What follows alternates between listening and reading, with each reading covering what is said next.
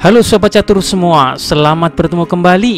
Pada video kali ini kita akan melihat seorang pemain yang dianggap sebagai pemain penyerang terhebat sepanjang masa.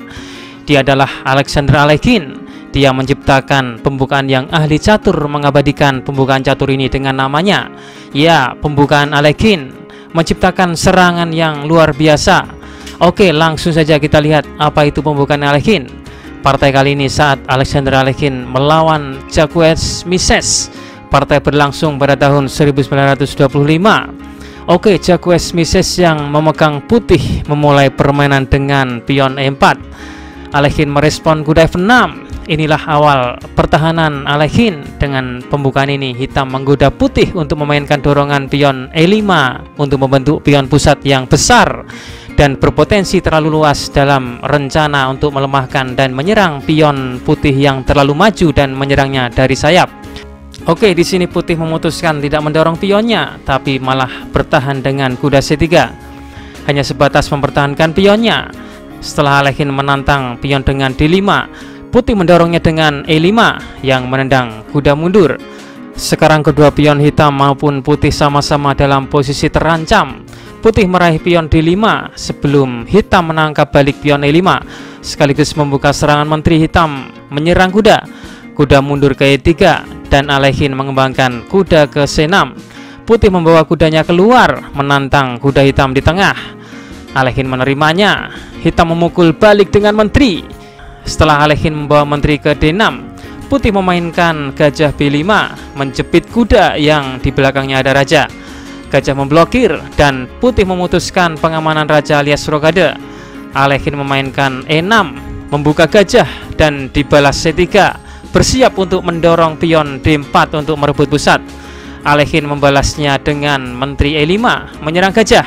Putih bertahan dengan A4, tetapi langkah terakhir hitam memiliki rencana lain tersembunyi yang akan ditunjukkan sekarang dengan gajah D6.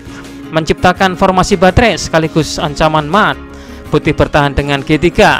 Alekhine menjatuhkan menteri ke F6, menawarkan pertukaran menteri, di mana ini kemudian diterima oleh putih. Meskipun penangkapan hitam menggunakan pion ini menciptakan double pion, tapi ada rencana lain dari Alekhine.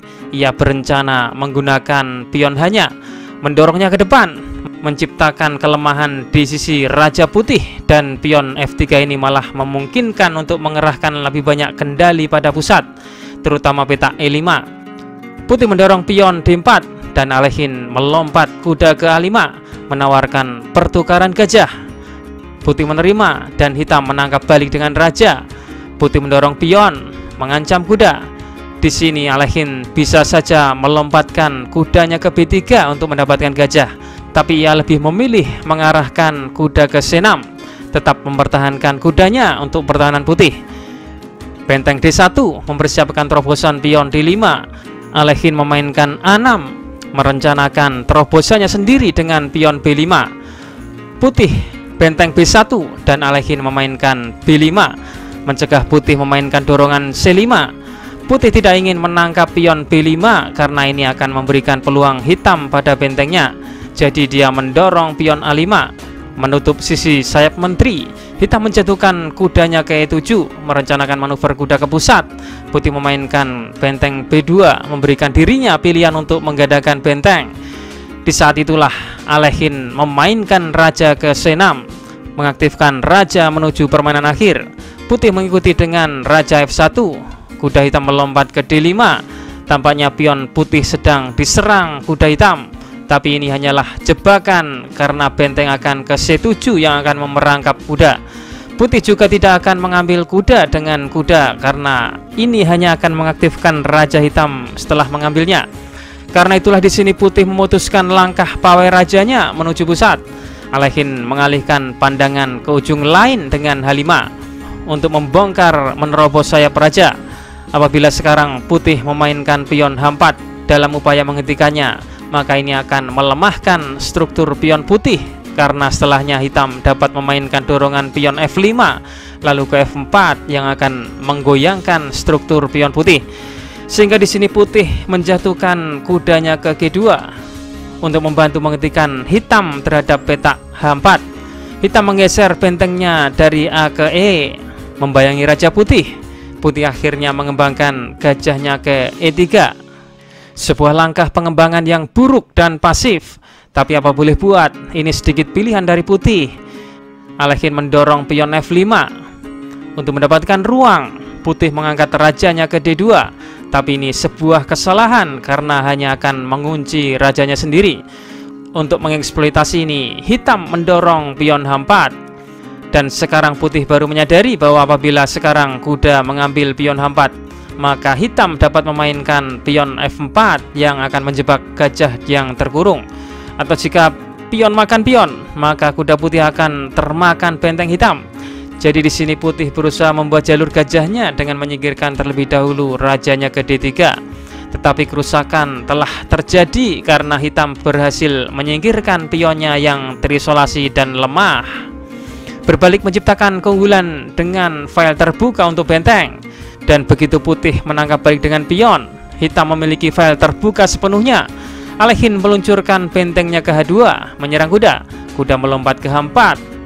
Alekhine dengan kemahiran taktisnya meraih pion G3, mengeksploitasi pin yang tercipta. Sekarang kuda tidak lagi aman sehingga melompat ke F3 yang sejenak mengincar benteng hitam. Benteng bergeser ke G2. Putih kembali mengancam benteng dengan kuda bergerak ke E1 dan hitam dengan cerdik menjatuhkan ke G1. Melihat bahwa jika Putih mengambil gajah, maka benteng akan mengambilnya kembali, menciptakan pin dengan menjepit gajah dan raja. Dan apabila benteng E2, maka hitam F4 tetap akan mendapatkan kembali perwiranya yang hilang. Oke, kita kembali ke permainan. Di partai aslinya, Putih memainkan benteng E2, mempertahankan gajahnya yang di depan, sehingga gajah hitam sekarang benar-benar terancam dan kembali mundur. Sekarang masalahnya benteng Putih ini masih dalam keadaan terpin. Jadi Putih menggerakkan benteng ke C1, di mana benteng ini dapat dipertahankan dengan gajah. Dan ini memungkinkan kudanya untuk bergerak, mengerahkan seluruh perwiranya ke dalam permainan. Hitam mengayunkan benteng ke H8, bersiap menggandakan benteng ke baris terakhir Putih, di mana rencana ini akan menyiapkan jebakan halus yang akan membuat Putih melakukan blunder. Dan benar saja, Putih masuk ke dalam perangkap. Ia memainkan kuda F3. Sekarang hitam memiliki taktik 2 langkah untuk memenangkan materi. Dapatkah sobat semua menemukan kombinasi kemenangan hitam? Coba kita perhatikan. Kuda, gajah, dan rajanya berada di baris yang sama. Ini adalah kelemahan di saat hitam memiliki keunggulan bentengnya di sepanjang file H. Di sini Alekhine memainkan langkah terbaik, benteng makan benteng. Putih tidak punya pilihan selain mengambilnya dengan gajah. Dan setelah benteng H3, kuda dalam posisi terjepit di paku. Di sini Putih menyerah karena apabila permainan dilanjutkan, misalnya dengan benteng E3, maka kuda akan makan benteng. Ini keunggulan materi untuk hitam. Setelah raja balik makan, maka raja hitam akan mendekat. Raja akan berperan aktif menghilangkan pion-pion Putih. Jawaban asal otak video kemarin, kuda G6. Apabila sekarang benteng G8, maka menteri ke F7, promosi menjadi menteri. Maka setelah benteng mengambil, benteng ke D8, maka benteng ke A7. Apabila benteng kembali, maka menteri makan benteng. Setelah raja makan, benteng skak, raja kembali, dan benteng skakmat.